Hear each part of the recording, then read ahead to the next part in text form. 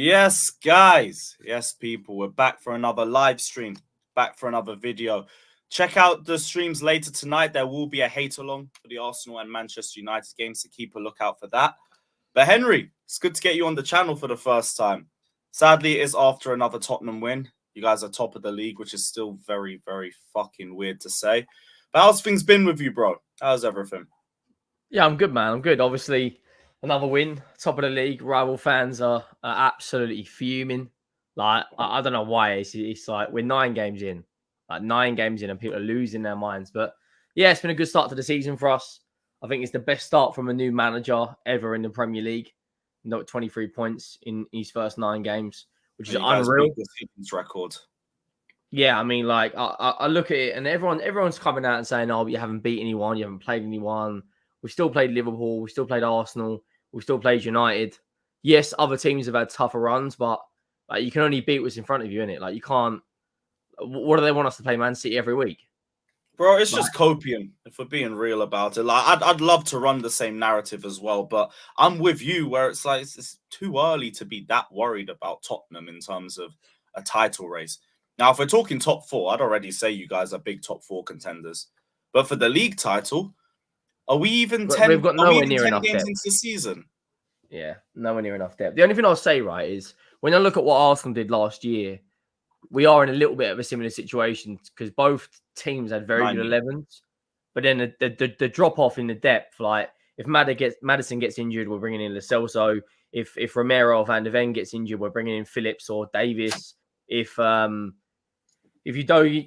gets injured, it'll probably be Ben Davis. Like the drop-offs, if Son gets injured, it's Richarlison up front.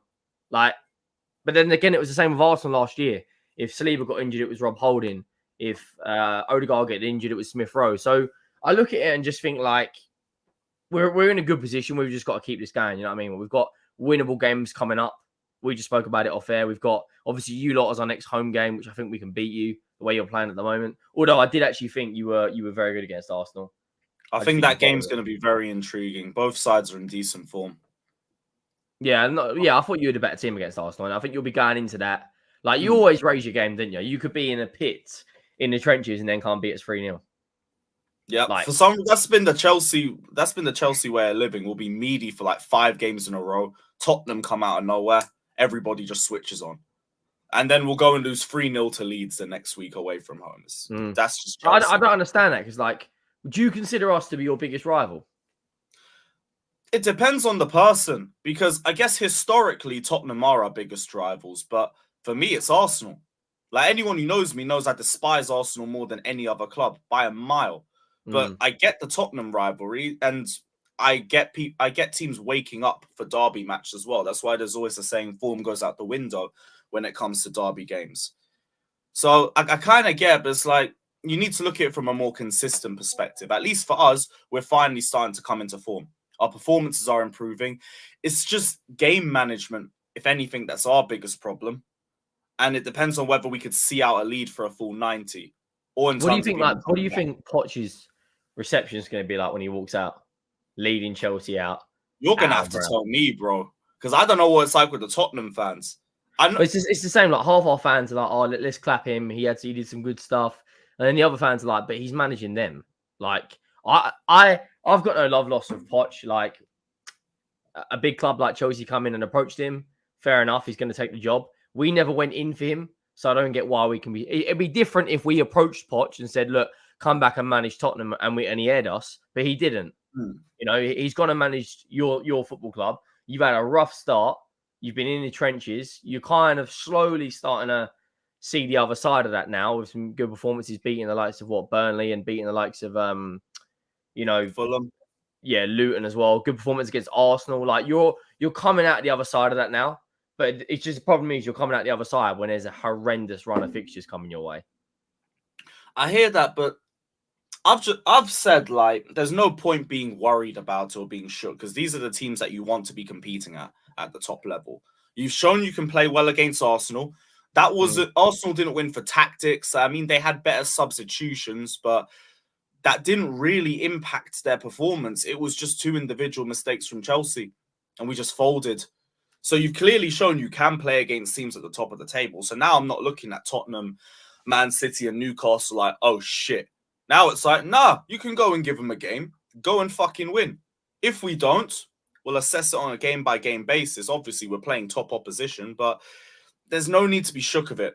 I was shook of it when we were at the start of the season losing to Nottingham Forest, drawing Bournemouth, losing to Villa. Then it was like, yeah, we're losing every single fixture. Now that's when you're in the trenches. Now it's like we can compete, you know? Yeah, and Poch has built himself a little bit of faith as well. For me, I was on to him the first 4 or 5 games. He was pissing me off. But he's turned it around. And now I think he's bought himself a lot more patience as a result of it. But I remember your fans were very salty about his first comments when he joined us. About, I think, saying Chelsea were the greatest club in the 2000s. Well, what does anyone expect, though? Like, it's PR. Obviously, we know what the Premier League's like. Some of these football clubs have got PR machines like Arsenal and all that. What does anyone expect them to say? Yeah, Tottenham are a bigger club than Chelsea, which we know we're not, because you look at the track record of trophies. He's going to come out and big up his new team. That's just what managers do. I don't get what Tottenham fans were expecting this guy to do. I'm bearing in mind, at times we've got one of the most tapped fan bases out there. Like they are just half our fan base are cracked. Like last night, after the game, I was doing my fan cams. And I was speaking to someone off camera and he was saying, oh, yeah, the team at the moment, we can go and compete with Real Madrid and Bayern Munich. And I'm like, hang on. Like, as much as I've been shameless saying title race and all that, like, boots on the ground at the same time. You know, we've had 9 good games, but, you know, time will see how we perform against the likes of Man City and Villa in a couple of weeks. Yeah, I hear that. But I get the concerns of injuries as well. The only thing I'll say is with 1 game a week, you guys can manage your players a lot better. That's why for both of us, like, I wouldn't really be too concerned about injuries. Like, I say that we have had a lot of our fair share of injuries, but to be honest, they've come in the early weeks of the season. And a lot of them have just been injury-prone players in general. We've even signed players who are injured and are still injured. So it's all just been a bit of bad luck. But really and truly, you shouldn't be worried or concerned too much about players coming off. It's just about get to January, then try and sort out your bench, because your bench still looks a little bit meaty. Well, this is what I'm saying. Like one game a week, I think every other team in the league, other than Nottingham Forest, and I think it might be Sheffield United, have got more than 1 game a week or involved in more than 1 competition until January. Obviously, you've got League Cup as well. Man City, Man United, Liverpool, Newcastle, West Ham, Brighton have all got Europe, even Villa. Like, we just need to keep this going. If we can get to January, and I've said this all along, if we can get there with no big injuries, like, look at you lot, and Nkunku 1 game in, bang, does his ACL, or whatever it was, MCL, out for months. If we can avoid injuries like that and get into January, Levy has to go on. If we're still in and around that top 3, pushing Liverpool, Arsenal, and City, he has to go and put 150, 200 million in this team. We've seen what Todd Bowley can do. You know, he's done $1 billion in 4 windows or whatever it is. Obviously, that's ambition. He's fiddled things to a degree, fiddled things in his favor to get longer contracts and stuff. But we can spend on financial fair play. We can go and do 300 million and not bat an eyelid. You're out of Europe, so you could still sign players on 7-year contracts. Those 7-year deals, the new laws on them only apply to teams that are in Europe. That's why we're able to find our way around it. Well, there you go. Like, if we bring in a number 9 who can score goals, like Santiago Jimenez at Feyenoord is an absolute joke. Like, his goal scoring record is ridiculous. Or a lot of people are going to talk about Ivan Toney, Ollie Watkins. I can't see Tottenham going and putting 70, 80 million down on Watkins or Toney. Like, we need an attacking midfielder. It would be a fat statement, though, if you did that. Imagine you pull Toney away from both Arsenal and Chelsea. Then I'd be like, if you put Toney in this team right now, I'd be like, right, okay, one or 2 more. Toney, a DM, like an out-and-out number 6, not Højbjerg or Bissouma who's playing there. I'm talking someone that can sweep up. As great as Bissouma's been, he ain't a number 6. He's better as a box-to-box midfielder. Bring in a number 6 and another centre-back with Toney, and I'd be back in this. Yeah, we can do something this season. Yeah, Levy's got to move in January. You guys are in the best position you've been in years. And also in minimum time. Like, we've seen Arsenal talk about stage 4, stage 5 process and everything. You man are in stage 1. We ain't even in stage 1. We're not even on the starting line. Like, forget this phase crap, phase this, phase that, what other PR bullshit you want to use to suit your narrative, right? It's about laying the foundations and building from the foundations. It's what every football club does. Forget this phase crap. That's just what Arsenal want to tell everyone. Like they're going to be in their 5th season and have won an FA Cup. And yes, before any fan in the comments says you haven't won an FA Cup, we haven't spent 700 million quid. You also haven't peddled that PR for 4 years for the same manager. There you go. I mean, we've had, I think Tottenham and Chelsea have had probably the most managers in the last 15 years in the league. Definitely us. Well, when you you guys have gone through your fair share of managers in the last 5. We haven't had a single manager complete a season since Poch. Yeah, Poch was the only long-term one you guys have had. Even in the last 10 years, we've had for 2 seasons. We've had, well, since 2010, we've had Redknapp, Poch, Tim Sherwood, Conte, Nuno, Jose, Stellini, Ryan Mason, Postecoglou. And bearing in mind, Poch was there 5 of those years. Fucking hell. Like the average train as a Tottenham manager is 13 months. Under Daniel Levy. It's 13 months. Yeah, that just shows really and truly it's just about finding the right manager who can coach players. Even Newcastle's another example. Yeah, they are stacked with money, but a lot of the reason why they've gone so high up the table is just coaching. A lot of the players they've had were still there when they first took over. Yeah, facts. You got the likes of Longstaff, the likes of, I think, Dan Joelinton. He was a number 9. Eddie Howe went there when you're playing in midfield, and now they're flying. I remember he used to get mocked weekly. That's one of the greatest turnarounds I've seen in the last few years. Oh, yeah. He flipping, I don't know what happened with him. It's like everyone used to say on the Conte, Tottenham can't play out from the back. We haven't got good enough players, this and that, this and that. Romero on the Conte would run 20, 30 yards out of his defensive line and smash someone to bits. Romero's been yellow carded twice this season. That's an Argentine hothead who loves a scrap, right? And he's been yellow carded twice, right? We've only brought in since Postecoglou. Obviously, your doggy was already here, but he was out on loan. Van der Ven, the keeper of Vicario, who's been unreal, and Maddison. Like Richarlison was already there. Bissouma was already there. Like, so we've only really brought 3 players into that 11, and look what he's done because he's got all the players on the side. He's transformed. It's good coaching. That's just it. Good coaches will coach. That's why, like, I've been saying for the last couple of weeks, you guys know on these streams, trust progress, not the process. Process is a load of bollocks. If you're progressing, then that's it. That's all I need. And it doesn't matter how quickly it takes. Like, sometimes it will take a while. Sometimes you could just do it initially, even with a new coach. But as long as you see progress, I'd at least be willing to give you a lot of time. Not only that, when you look at some of the signings we've made, like the keeper, we were heavily linked with Raya. And at one point, we were linked with Sanchez and Onana. We've spent 17 million euros on Vicario, who's got 4. I think he's got 4 clean sheets in his first 9 in a new back 4. Where last season, if we had the back 4, I'd have been like, yeah, we're going to get cooked every week. And he's probably been the better keeper of all the keepers in the league. Yeah, he probably be team of the season. Like, I was doing a watch along for your game yesterday. I was talking with a few of our panelists. We deeped it. There could be like 6 Tottenham players in the team of the season right now. You could put Vicario there. Van der Ven, I think, would go in. Bissouma, Son, Udogie as well. Then you're looking at even 7 potentially. Porro's been very good as well. And this is the thing. Everyone said, oh, Porro can't defend. He can't defend. He's got a manager that's, all of a sudden put a bit of faith in him. And now it's like, right. But this is the thing. This is what Poch will do. Poch was fantastic at coaching and bringing through young players. Like, I look at Cole Palmer. Everyone's stuck their nose up about him. And I'm not saying he's been electric. He's been like 10 out of 10. But he's shown certain things in certain games. I'm like, okay, he's been 10 out of 10. I'll say it.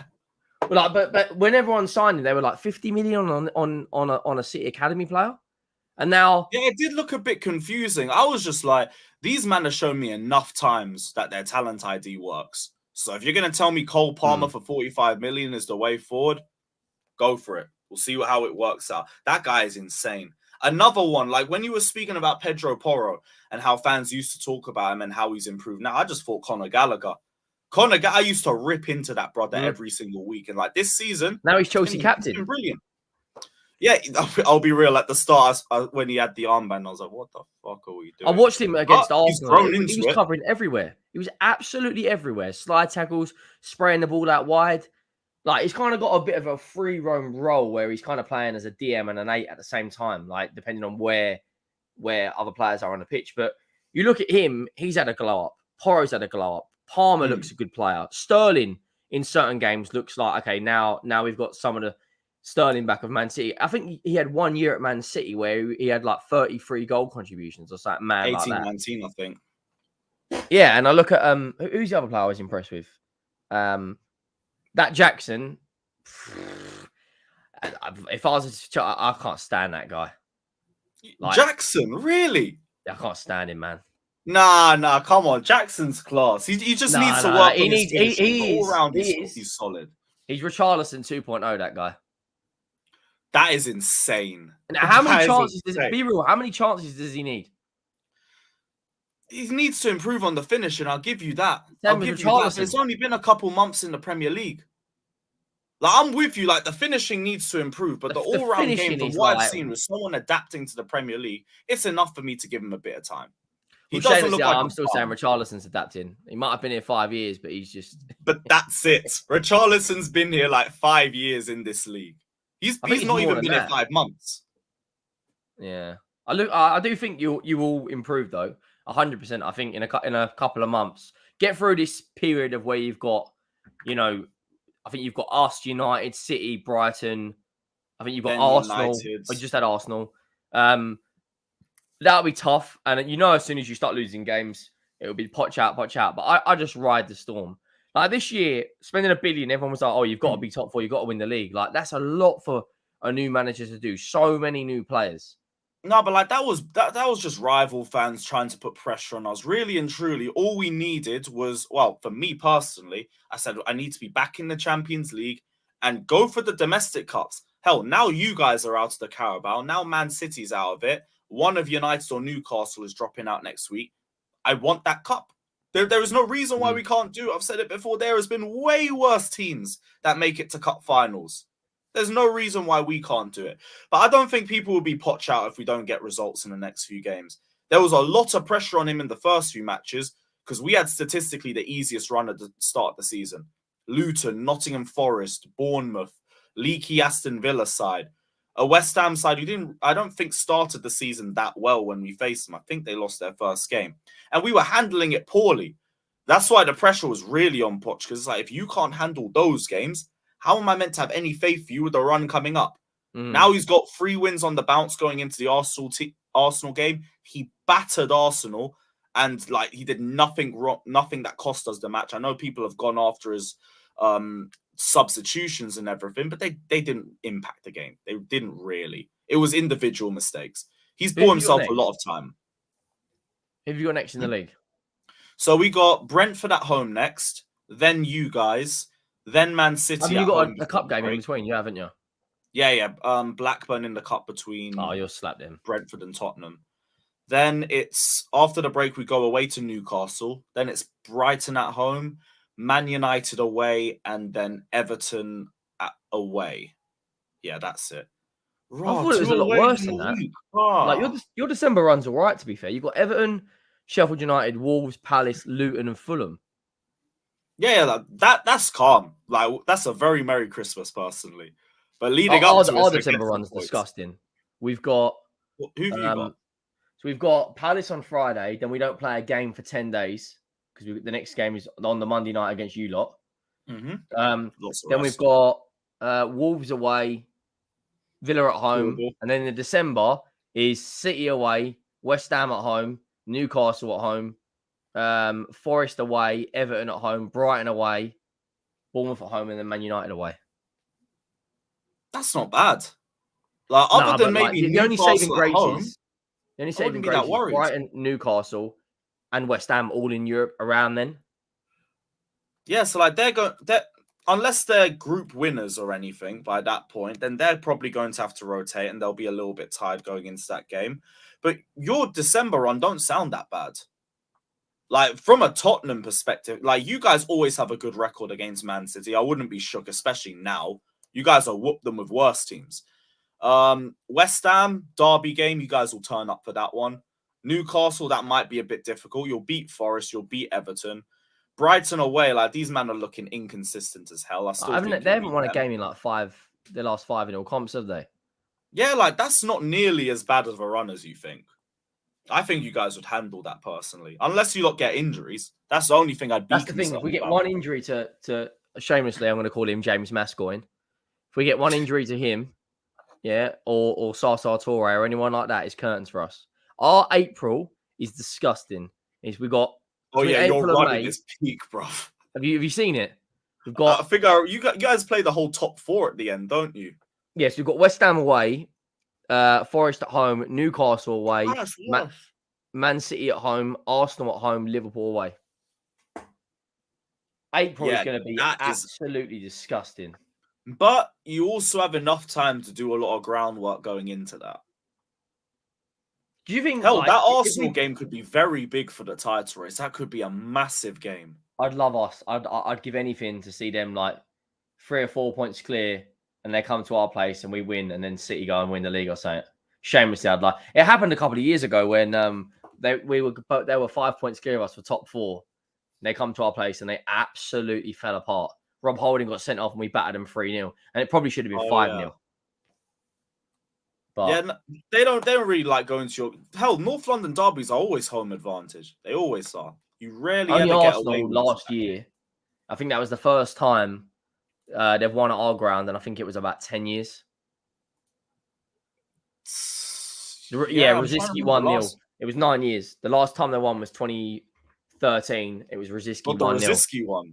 He scored in like the 8th minute, and the rest of the game was dead. Fuck yeah, that's ages. I was in year 11 then. Oh my gosh. Yeah, that's mad. Yeah, but no, that running, like, that'll all be dependent on how you do in the games before then. But even then, that's still a bit techie. Sheffield United, last game of the season, that could be a relegation fight. Same with Burnley, so they're going to be difficult too. Nottingham Forest won't be as bad. You're facing them. Do you know what though? Like, this is going to sound mad, but I don't think we'll lose a home game this season. That's not mad. I've got a bet on with Lee Gunner. If we lose a home game before Arsenal, I've got to do the 1 chip challenge, which I can't stand hot food. I don't know if you've ever done it, but apparently it's like real hot. And if Arsenal lose a home game before us, he's got to eat this Californian chili, which is like... And all competitions, or... Yeah. Okay. Right, so obviously, our home games, we've got West Ham and Newcastle, Chelsea and Villa in our next 5 home games. No, but like I don't think it's too deep to say you guys could go unbeaten at home. Like the number one thing to do in terms of progressing is to make your home ground a fortress. He's 52 games unbeaten, Postecoglou. He hasn't lost a home game in 52. What, in all comp? I mean, in all clubs? All clubs, yeah. 52 games. Yeah. You know what? You might have lucked out with that one. Who's Arsenal's next? They've only got 4 home games between now and January in the league. Sheffield United, Sevilla at home, Burnley at home, Lens at home, Wolves at home. Yeah, you know what? Fuck. The only maybe one around Christmas though, Brighton or Liverpool. Yeah, it's Brighton. Or West Ham. Boxing Day. Maybe. Do West Ham have a good record at their ground? I know they were the last team to win at Highbury and the first to win at the Emirates. But I don't know what they've been like in recent history.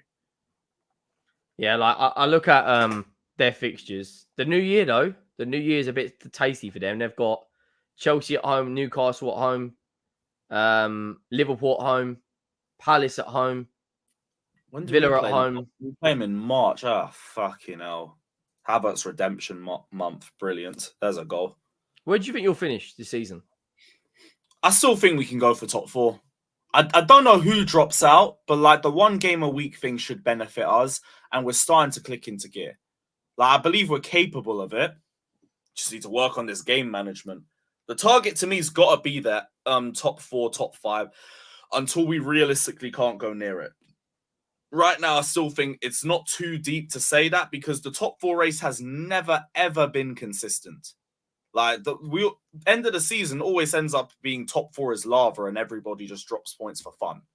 So we can get back, even with our poor start to the season, we can get right back into the race. Do you think you'll sign anyone in January? Well, they're talking. Fabrizio was talking about us going for a striker in 2024. Don't know whether it's the summer. Don't know when it's whether it's January. But I would assume we would try for Tony in January. We If might it's try not Tony, for though, Osimhen. if it's not Tony or Osimhen, the striker market is dead. Like, it's That's like why there's they're no not number rushing 9s or number 10s out there. Yes, it's been a bit dead in both regards, but that's why they're not trying to rush it. I don't think we get Osimhen if we try now, unless you're putting 250 million or something stupid. They will not sell until he's got a year left, not mid-season. Tony, you could push for it. There's going to be a lot of competition for it, and we need to pattern up our results first.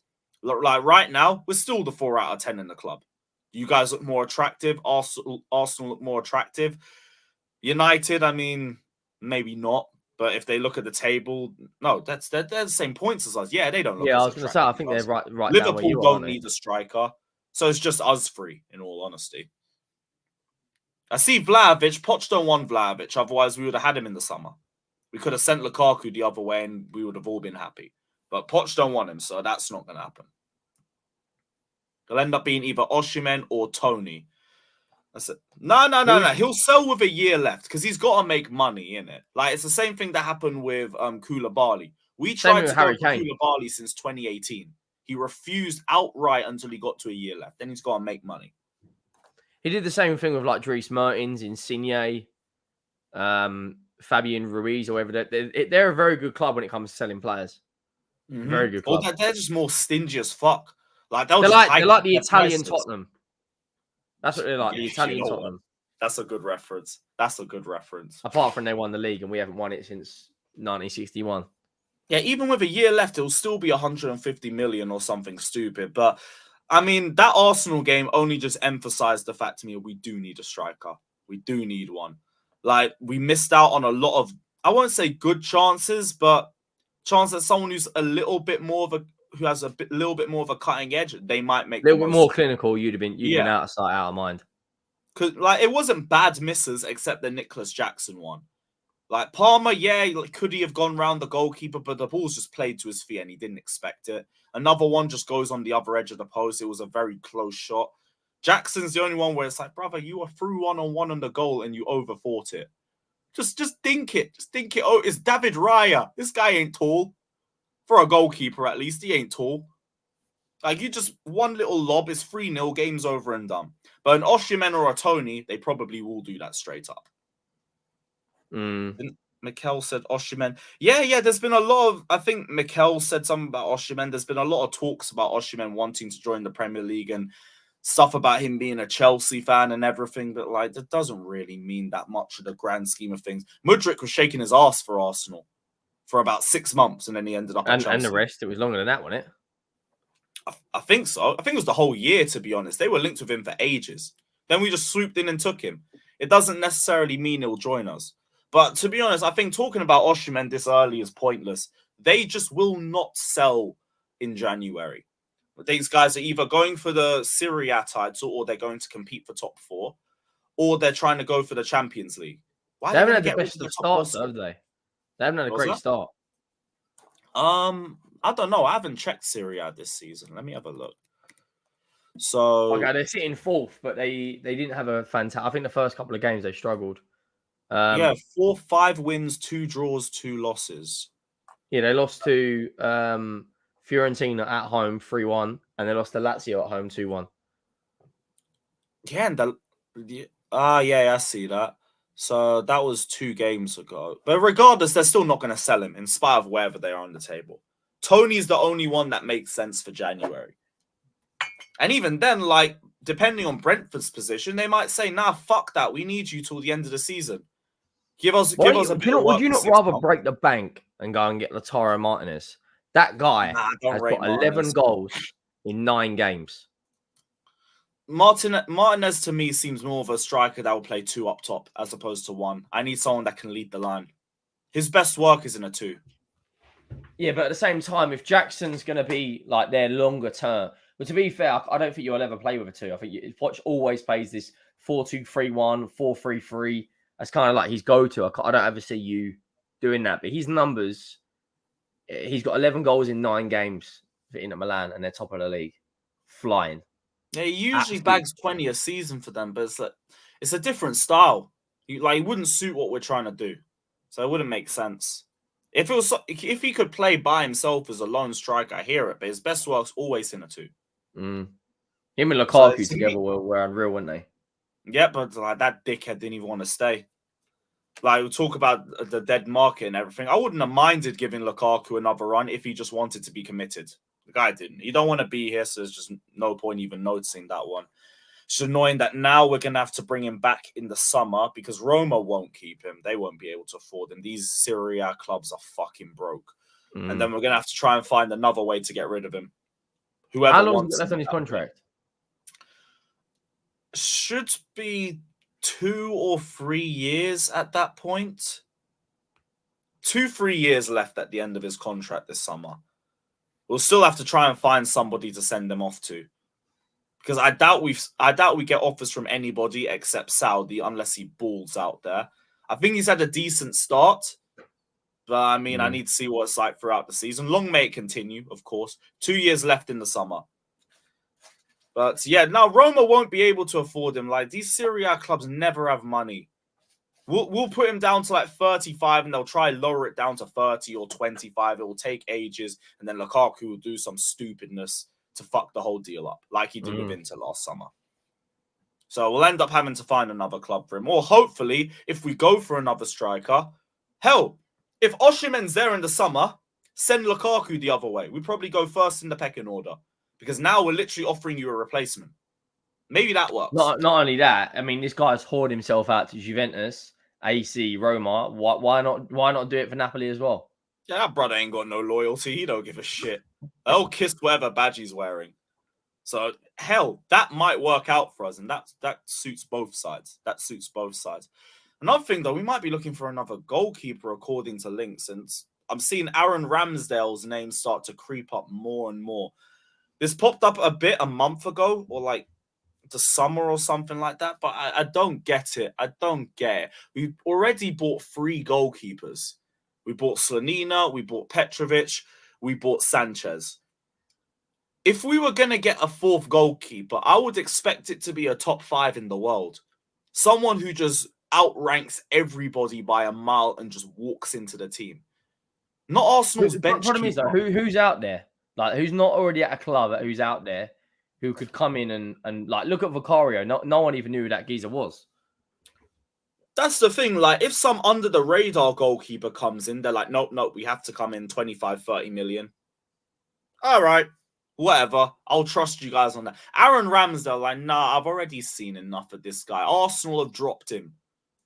What are we doing? Do you reckon he'll start tonight? I hope it's not true, but this guy's name has been linked to my club more than just today. So it's weird. I know they're saying Ramsdale is decent. Like, we don't need decent. We don't need decent. If we're going to complain about Robert Sanchez this early already, don't get me anybody that isn't a clear head and shoulders upgrade over him. Because to me, like, this is Sanchez's first awful game for Chelsea. If you want to call it what it is. It was a stinker on Saturday, but he's had good games for us too. He hasn't had a bad game for us other than that one. Why are we going to look to replace him this early? I can see it getting done, though. I can see you signing Ramsdale. Why? Is it just because the little links that we've had with transfers and everything? No, you two, I've never seen 2 rival clubs that are in bed so much together, mate. It's unbelievable. Like, no, but you know what the deal is? They take our hand-me-downs, we take their best players. Not Ramsdale. That goes against the grain. Like, who've they bought for you? They've had David Luiz, Willian, Gallas. David Luiz, Willian, Gallas, Lasana Diarra, Havertz, and... one more, isn't there? I think that's it. Because me and Northside, like during the international break, we did a ranking of the best transfers between Arsenal and Chelsea. No Arsenal player made it above the second lowest. Well, Chelsea to Arsenal. Czech as well. Czech. That's another one too. And even he was on the decline then. I thought he did a lot better at Arsenal than Arsenal fans say he did. They say he was just shit there. Jorginho, another one. They don't take good players from us. So it's like, Why are we turning this around? Why are we taking the bums from them? This guy literally just got Ashley dropped. Cole, like who's gone the other way. Ashley Who have Cole you went the taken? other You've way. taken Cole. Giroud went the other way. Who else? Fabregas went to Barca, then to Chelsea, didn't he? Yeah. Oba did the same thing. Barca to Chelsea. I'm trying to remember who else, because I don't know if we've bought as many of them. Giroud, that's another one. Giroud. Yeah, Giroud. Let us Isn't know there in a the comments as midfielder? well. But you see the golfing class. Like ours is way better moves. We're a lot smarter than that. Aaron Ramsdale makes no sense. If you are going for a fourth goalkeeper in 2 years, you make it a world beater. You make it a Mike Mignon or something. Even like that. David Luiz was completely fell off when he went to them lot. Yeah, David Luiz was been done by the time he went there. Like Lampard said, he was our fourth choice centre back when we got rid of him. Anelka, yeah, he did the long route, but yeah, Anelka. Have you seen the documentary on Anelka? Another upgrade. Have you seen that the documentary on Anelka? Nah, I need to watch. You just reminded me. That is unbelievable. Like the likes of Thierry Henry saying like he's got so much ability and he kind of never really hit his maximum potential. It's like he always had like a chip on his shoulder. I think he played his best football with us though. I remember he beat Ronaldo to the the Golden Boot in his last year in England. Yeah, that year with him and Drogba, you were unreal. Yeah, we got the best of Nicholas and Anelka, but it's another one where it's like we made the right move. Ramsdale is not the right move. I'm just hoping this is just clickbait bullshit because there is no reason why Aaron Ramsdale is the fucking answer to our problems. I'm not gonna believe in that move unless he walks in the door. Because if he walks in the door, I'll be like, this better be one of the data analysis pulling one of their 5D chess moves. I'll back it for a little set, but for now, this guy in it. This guy in it. You got dropped for Raya, and Raya stinks. Like, no. Who do you think's been the best signing of the window so far? Like everyone in the chat as well. Who's been the best signing? Shamelessly, I'm going James Maddison. Yeah, because you know the answer, bro. It is James Maddison. So I don't know because I look at who's the other Van der Ven as well. He's been unreal. And say Vicario. Like there was a point at a time where I don't think anybody else comes close. Maybe Rice, but Rice was over 100 million. Caicedo over 100 million. Mason Mount. Nah, we're talking best, not worst. Do you know what? There was a point in time where we'd have the likes of Dyer and Davies at the back, and it was one ball over the top, and any striker would get in. I haven't yet to see someone beat this guy in a foot race.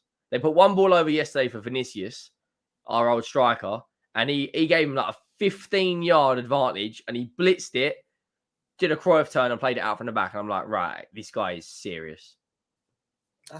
Wait, who is that? Is that Udogie? No, that's Van der Ven, our centre back. Fucking hell, I didn't know he was that rapid. I've only seen like two or three top record. Him and Moussa Diaby have got first and second fastest speeds clocked in the Bundesliga, and one of them's a centre back. Yeesh, okay, that explains why you guys 36 kilometers an hour or something stupid like that.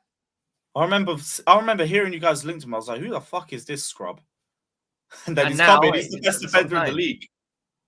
But that's good coaching. Again, that's why Postecoglou, as much as I hate to say, you man made the right move with that guy, man. And I can see how he's just upped the vibe at Tottenham. You guys were so toxic last season. So toxic. Oh, it was horrendous. Conte just completely, like, I remember I only did 2 away days last year, and both of them were absolutely horrendous. Sheffield United on a Wednesday night in the FA Cup, and it was pissing down with rain. And bearing in mind, we haven't won in the FA. We haven't got past the 5th round of the FA Cup in 6 years, right? And we go up against Sheffield United. He leaves Kulusevski on the bench. He leaves Bentancur on the bench, and Harry Kane was on the bench. Right? It might be there wasn't Bentancur. It was Basuma on the bench. That was a cup game, right? Yeah. And we got smoked 1-0, and we were awful. And walking out of there was Sheffield United and Sheffield Wednesday fans piping up to us. It was pissing down in the rain, and I got home at like 5 o'clock in the morning. Man said you got both Sheffield fucking fan bases united against you. Like, how have you done that? I think we're one of the most hated clubs in the world. You know that? Oh, yeah. Like, bro, I'd go to WWE events and I'd hear, what do you think of Tottenham? Yeah, yeah. Like, what? Yeah. Yeah, like I don't know. They were It's just singing got it at the fun to F1 the do other at this day. point. The What? F1 post-match party, they were singing it. In the US. The US Bro, I Grand see Prix. KSI try and whip out that chant everywhere he goes in the world. He And did the it in maddest part Australia, is everywhere. everybody knows it. Everybody knows it. But to be fair, What, as what much is as I it hate to about say it, I us? think that's also a little bit of like Arsenal because they got a massive fan base too. And that's an Arsenal chant. When I hear that chant at Chelsea, I'm fuming. Because it only comes in the cup games and it's not a Chelsea chant. We don't do the what do you think of We ain't really Tottenham got chant. many chances, have you? Now we got a couple, definitely got a lot of anti-Tottenham chants. You know us. Half our fucking chants have something to do with Tottenham. But like Not that one. whenever I've been Stamford Bridge twice, and all it is Chelsea, Chelsea, Chelsea. Like That's the greatest chant in football, bro. It's straight to the point and it's unbearable. Everybody hates it. it makes you want to claw my eyes out, man. You see, that's exactly why we love it because everybody else despises it. But then again, I don't get why we always get butchered for it. It's like everybody has that one chant where they just repeat everybody's name. How's We're it we're the singing Robbie ones that get Williams, butchered for mate. it? That's what we're singing. Singing what? You heard the Robbie Williams Angel song? Oh, the one I'm loving Big Ange instead. Yeah, mate. That everyone hates that. I get it because I fucking hate it too, but it's only because it's you guys. I don't like seeing Tottenham fans this happy. I really don't. Real talk though? Do you think he's got 4 years left on his contract, Postecoglou? Do you think he'll win something? On this trajectory, he has to. If we're being honest, he has to. Because Like, Conte couldn't win anything. Look how high Jose. he's got you up this early in 9 games. If we're talking about 5 years from now and he hasn't won you a trophy, then fucking hell. He's a massive bottle job if he can't do that. Like Spurs should be winning a trophy. That's the number one thing that should be on his mind. That's why, like, the only real L I'd have with Postecoglou is that you got knocked out of the Carabao that early. You guys should have been walking through that. He come out and said that now he no longer. He come out and said immediately afterwards he now trusts. He now know which players he can trust. And since then, some players that feature in that game have not been anywhere near the 11. Then you know what? Fair enough. He's realized it was a little L and he's moved on from that. He's still got to hold it, but in the future, He held it. He took it on the chin. He was like, "It's my fault." Hell, even with 1 game a week, like you don't have to rotate. If I was you, I'm playing your first 11 throughout the FA Cup. I'm not rotating. I want to go guns blazing in that. Everything for that FA Cup because I look at it when the FA Cup starts. You lot will obviously be probably deeper into the League Cup, and you'll probably want to go far in that. Man City, Liverpool, and United, West Ham, Villa, Newcastle will probably still have one eye on Europe as well if they're still in there.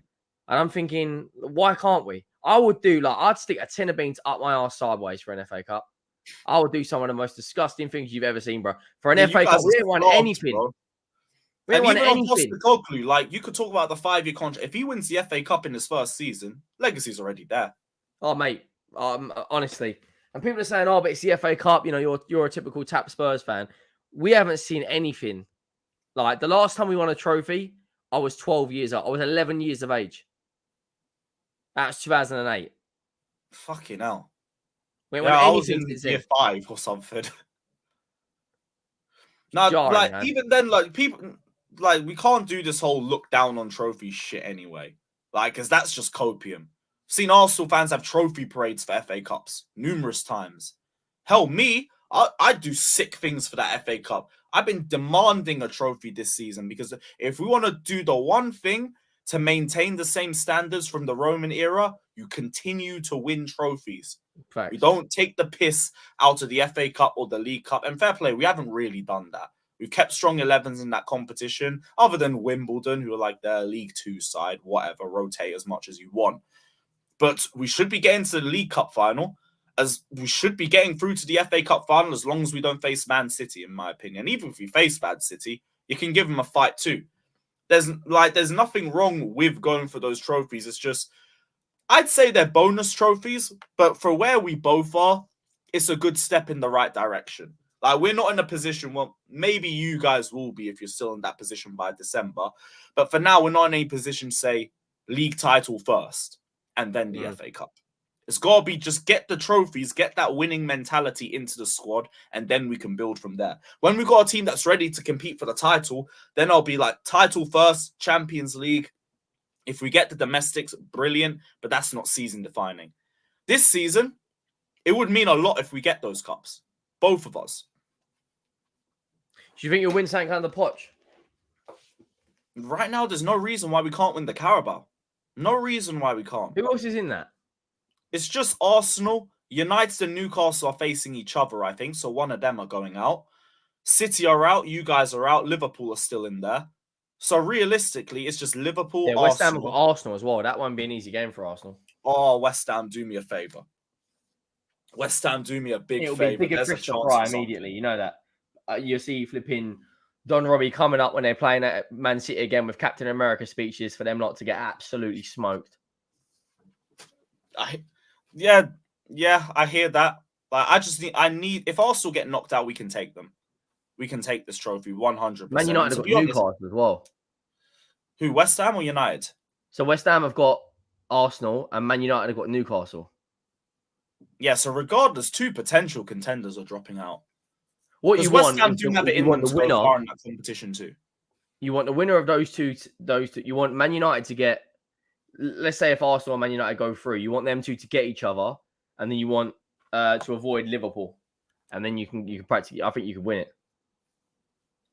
If you avoid Liverpool, I think you'll win it. Even right now, we should be going for it. We should. Musa, I would not take Carabao over top four. We have to get back in the Champions League first and foremost. But we can do both. There's no reason why you can't do both. Hell, January, it's only 2 fixtures. We might be without Nicholas Jackson, which might not be the best thing. But even as a team, we should be fine in spite of that. Hell, we don't even know who we're playing at that point. There might be an easier team we get by the semis. If buts, maybes, just get to the final, get to Wembley and win. Because our Wembley record stinks. I think we've lost our last 6 cup finals, or it's like one win in 7 or something. Like, you've lost to Arsenal a couple of times, haven't you? Lost to Arsenal twice. Fuck Anthony Taylor. Lost to Leicester. Lost to Liverpool twice in the same year. Oh, that was FA Cup and League Cup, wasn't it? Lost to City in 2019. We only beat United in 2018. That was it. Just the Eden Hazard penalty. Mate, you've seen more finals in that 3 or 4 year stretch than I've seen in my lifetime. That's why we need to keep the standards the same. We've got to keep it at that level. I get like there's individuals that cost us those finals as well, but realistically, we lost those. Speaking of individuals, the one who cost us the fucking Leicester one, Kepa. Real Madrid are considering signing him permanently. Brilliant. Beautiful. Love to see it. Best of luck to Kepa, and don't ever disgrace my club with your presence again. I only think the big thing with this is he might need to lower his wages. Wasn't he like 70 million or something like that? 72 million. So, 72 million pounds. Bro, our business in the last few years under Roman was ridiculous. We went for Alisson the whole summer, haggled over his price tag. Liverpool just swooped in out of nowhere, paid the money and took him. And then Courtois, who was already saying he wanted to leave, was told, no, we're going to have to keep you for another year. And he said, fuck you, I ain't turning up to training. So then now we have to get rid of him. And then we're looking for a goalkeeper. Athletic Bilbao come over and just bend us over a barrel for 70 million for this guy. Cash. And I think it was all up front. Jesus Christ. Awful business, man. Best of luck in Madrid, because he's been waffling ever since he's been there. I hope he does well, but I hope he don't come back either. He ain't gonna be a starter. Don't give a shit. I've seen some of his play there. He's conceded some silly goals already, but I guess he'll be a good bench warmer for them. Give him a little bit of experience. Come on and maybe save a couple penalties, but don't come back. Don't come back. And again, this is another thing for the whole Ramsdale discussion. We have 3 goalkeepers signed and we still have this prick on the books. Why are we adding Ramsdale to that? Ramsdale, Kepa, and Sanchez right now, that's the evil trinity of goalkeepers. Don't do that. I'll just give Sanchez a couple more games. Just build yourself up, improve your distribution, God willing, and we'll see what happens from them. But right now, not fucking Ramsdale, man. I'm good. Big up to CNAC with the donation saying, saving grace with our recent Wembley record. Manchester Minerals maintained in the squad. The Jinx is doing his thing for United. Hey, long may it continue, man. Apparently, he's doing pretty well there over the last few games. I don't know. We'll see how he does against You're talking about Copenhagen. Mason There's Mount. going to be a hate along.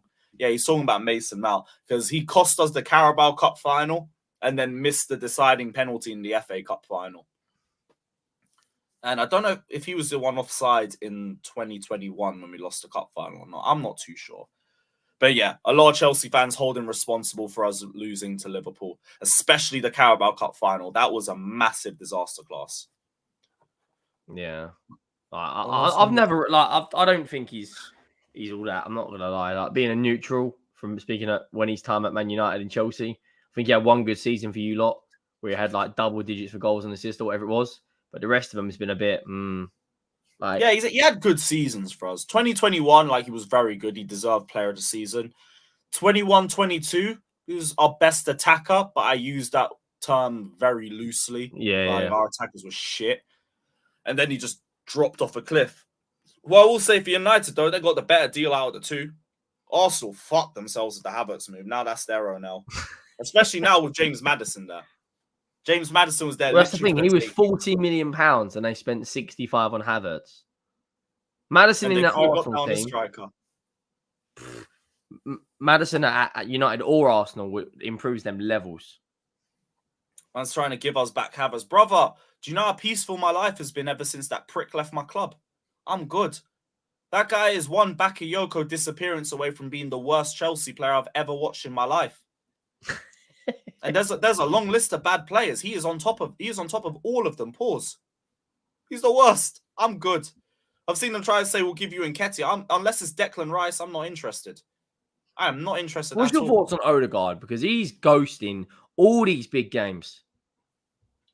That's just it. He's a flat track bully and nothing else. Flat track, but he's like Mesut Ozil, just with less of the ability and the armband for some reason. I don't know how we got the armband, by the way. I don't look at Odegaard and think leader. I look at Odegaard and just think, you know what, you're a little bit techie and all of that, but only when the occasion suits you. You never really score in the big games. I know people are going to say, oh, we scored twice against you last season. Scoring against Chelsea last season was not a flex. Not a flex at all. I remember we went to face you guys. What? I remember talking about score being a flex. Ollie Skip scored an absolute worldie against you lot, so it can't be that difficult. Bro, I remember doing a lot of previews for that game, and Tottenham fans were as dejected as I was going into the game. And I was just telling everyone, bro, do not stress. I don't care how bad your form is. We will aid you with that. That game screamed 2-0 from the start. I remember messaging We Are Tottenham TV during the second half. I was like, I told you we're shit. You man were like, oh, we're shit too. You don't know shit. This is next level bad. We were gifting out goals to everybody. Literally everybody. Yeah. What was else? Yeah, I'll be real. Last year, you lot were in a gutter. Like last season was. I felt like we finally got to learn what it felt like to be a mid-table side, and it wasn't good. It wasn't good. I was doing road to 40 points. I love to talk about standards and everything. I couldn't even bring standards into the conversation last season. I had a squad I didn't rate, managers who were just stupid, a new ownership. That thing was a mess. Like it's genuinely that meme. Get that thing off the road, bro. That was us. Get that thing off the fucking pitch. It's hideous. There's no reason to even talk about standards. That's why I was like, let me have a laugh. Road to 40 points. Fuck it. Then it stopped being funny when we got to May, and I was still asking for 40 points. Like we got to May and we were still on 38. I dead ass thought we were going to end the season on that, but then Bournemouth came through. And you was on 38 in May. We've only played 9 and we're on 23. Oh my gosh. That's the worst I've ever seen Chelsea in all my life. Last season was just a laugh. That's why when we get back to the top, you can look back at that season and just laugh about it. Hey, do you remember when we did the road to 40? You remember when we nearly got relegated? We brought fucking Frank Lampard back and I thought it was going to be vibes. And it was even worse than everything I saw in my life. Lampard is he's one of the greatest legends in this club. I was calling him every name under the sun in that short spell. He managed to make Potter look good. I remember 4-0 down to United, and then he's like, now I'll take Havertz off, and I'll bring on a youth striker to have a run out. I'm like, you're a prick, bruv. you of all players, Mr. I love the youth and everything. And you bring him on at 4-0. And you make me watch Havertz and whatever Conor Gallagher was last season play up top. You're a criminal. Like, the defending Where is Lampard disappeared. now? He's not managing, is he? No, like, respect to Lampard, but please don't go back in the dugout. Just go be a pundit, man. We loved you as a pundit when you were ripping Jermaine Genius back in the day and everything. We were all by your side. Don't do the dugout thing. Don't do it, man. Like, managing's for some people. Not you, bro. Not you, bro. And that's okay. Be a legend. It wasn't for Gary Neville either, was it? Yeah, man, just be a legend. Come back for the Legends games every now and then and we'll reminisce over the good old days. Don't do the dugout thing. I'd sit in the ground, just be vexed all day, then see him come and clap the fans. I'd be like, I can't hate him. I can't hate him. It's fucking Frank. You know what? It's all right. We go again next week. And then you go on the same unbearable cycle where you see the lineup and you want to just kill yourself. My guy had Real Madrid at home. When you had Gallagher up front. Real Madrid at home, 2-0 down on aggregate, and we need to win. And a man plays with Gallagher and Havertz as our only forwards. It was like a 5-3-2 or like a 6-3-0 or something. Like, brother, we need to win. Then Brentford, he goes and he makes it even worse. He plays Gallagher, Sterling, and Kante as our attack. And you two of the worst lineups I have ever seen in my life. You lot were finished. Absolutely. Brother, beautiful game. I'm with you. We need more representation. Lampard, be that guy. You will build your legacy back up. Just less of that. Because like now he's had a shit managerial role. People are now trying to downplay his playing career. Like, oh, he's a scrub. They did the same thing with Gerrard. Gerrard didn't have They call Lampard a poacher, bro. Lampard, a man who single-handedly was known for fucking long shots. That was meant to be his bread and butter. Late runs into the box. Finishing ability was crazy. He used to terrorize us. But then they just call him a fucking hoof merchant and a poacher. And some of this shit comes from Chelsea fans. How do you call Frank Lampard a fucking poacher? He's a midfielder. He's not even meant to be poaching. It's not even a poacher's position. But this is what happens. Like, the present will affect the past. If Recency someone's shit bias. for a while, they'll act like they've been shit the whole time. It's revisionism. Yeah, facts. It's just recency bias. That's all it is. My guy has had the... Oh, man said talk to Rance. I did remember seeing Rance's video. He said... I don't remember what he said, but he said something about Lampard being a scrub. I didn't agree with that, but we've never had the chance to talk about it. If someone brings up on a stream, we can discuss that because Lampard gets way too disrespected for someone who's... Do you know what I think Gerrard does as well? Like, because Gerrard didn't win the league, he gets put as his scrub. And because he's in a similar thing to Frank, hasn't had a great managerial career. I wouldn't say scrub. Like, they question his legacy, but as a player, they talk about him at the same level as Scholes. Like, it's seen as a common opinion that he was clear of Lampard. So I wouldn't say scrub. It's like he gets mocked more just because of the slip. Yeah, it's a slip in it. But they'll respect him as a player. Lampard, they're like, nah, just a G&A merchant. They call him a G&A merchant just because fucking Bruno exists in this day. And they have the nerve to think they were the same player. They are not. You see Arsenal's Twitter account tweet out, bend it like Declan. Nah, I had to mute that shit. I saw they gave Declan Rice their player of the match, which I guess is kind of correct, but very it like Declan conveniently because the David Beckham documentary is out on Netflix. Like, have some shame. Oh, that's why they did it. They're cheeky bastards. Bend it like Declan. As much as I hate to say, it was a good finish. It was a good finish. It's more annoying that we gave them that moment. If anything, Robert Sanchez just fucks it up. I've seen people try and go for Conor Gallagher for it. It's not Gallagher's fault. It's not Gallagher's fault at all. They've said, like, what was it? His awareness needed to be better. Well, if we want to talk about awareness, we can talk about Robert Sanchez passing the ball and then freezing until the ball hits Declan Rice's foot. And then he's like, oh, now I'm going to run back to the goal. Maybe pass the ball and then run back to goal. And maybe Declan Rice doesn't even score that. Maybe you save it. Big up to A Soliman, by the way. Appreciate you gifting the memberships as always. Love for the love. It's not Enzo's fault either. The ball's not played to Enzo. The ball is played through Enzo. And I know people say maybe he could have stuck a leg out. He's not getting it. And if he's getting it, he's probably not getting a good control of it. So he's stuck under pressure from 2 Arsenal players anyway. Like, fact is, the ball weren't played to him by Sanchez. It was played to Gallagher. He fucked the pass, and then he was too slow coming back. It wasn't Enzo's fault. It wasn't Gallagher's fault. It was Robert Sanchez's fault and nothing else. Wait, is that shit true? You should have won that game. I couldn't believe it that Bill Kenwright's passed away. Is that true? Let me have a look. Yeah, it is. Bill Kenwright passed last night, age 78. R.I.P. Yeah, rest in peace. Fucking hell. That's the second death in football in the last few days. Bobby Charlton passed a few days ago too. And Tonali set to be suspended for 10 months from football because... Okay, well, that's fair at least. Base the same treatment as Tony, I think. I think Tony had a 10-month ban as well. So at least they're keeping it the same. That's peak though, isn't it? Their biggest sign in their club's history. Now he's out for 10 months. It's insane. Apparently AC Milan knew about it. And that's why they got rid of him so quickly. Which, if that's the case, 4D chess. Yeah, very smart. 5D chess, very mate. Smart. But even in spite of that, how bad does it fuck Newcastle? So I'll have Bruno, probably have Longstaff. Yeah, they'll be fine. They'll be fine in general.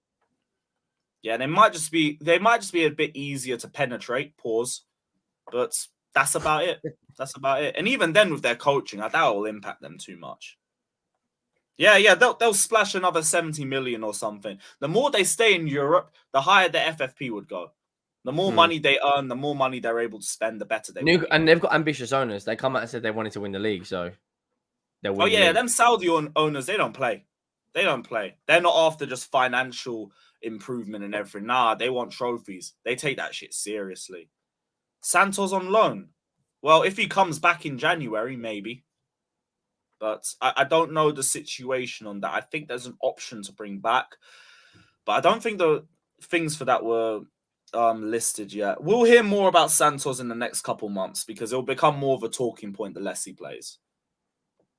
Oh, they can't right now. No, they can't. They've got to do 1 year in Europe, I think, before they can spend. Okay, so that's more of a long-term process then. In the next few years, they can start free spending. Fucking hell, if they're this good now, then yeesh. No, we 3 or 4 years and they'll be up there with City. We loaned Santos because we've got way too many midfielders ourselves. Like that made sense. It's just Forest ended up signing 3 midfielders after we sent them. So that was their fault. And I know you're saying, why would we help a rival? Brother, have you seen our transfers? We sent Kovacic to City. We sent Havertz to Arsenal. Fucking sent Mount to United. We were willing to sell you lot Gallagher. Right now, that would have been bad business for you because he's been all right. Yeah, I remember at the start I was like, "Fucking get the money up and get this guy gone." Now it's like and Chalobah. Chalobah, yeah, we're still trying to get rid of him. He ain't getting into the team. We've got way too many centre backs. Here's what it is. He'll probably go in January to somebody in Europe. I reckon he'll go Germany. None of those players improve those teams. I hear it, but it still doesn't mean that we're not willing to help the rivals. Because they still buy those players thinking that they would improve them. And even for that price tag as well, there's that incentive that would happen. So they would do it. They would do a loan move if it would help the player and if it just means more minutes for them. But yeah, I think we're going to wrap up here anyway because I do have to head out quickly before the next stream. But Henry, it's been real to have you on. We're going to be doing a weekly show as well with Northside. We're going to do like some London derby stream. I just need to figure out a name for the life of me. But we will be back at about 7:30 for the hate along. So keep a lookout for that. Everybody sub to Henry Wright's channel. The link is in the title. Everybody head over there now. What's the target for you? Next target is 17.4k. I'm like 43 subs away. Yeah, big up having me on. The pleasure as always. Enough people here to get that 43 subs ASAP. So everybody head over there. Have you got anything Are you streaming anything tonight? I've got a video dropping in 5:45 called My Manager, just shamelessly talking about how we're 2 points clear and how we're loving life. I ride the wave, bro. I don't blame you. I'd be as shameless. But everybody head over to Henry Wright's channel. Lots of brilliant content over there. And we will be back in about 2 hours. Check out people, like and subscribe.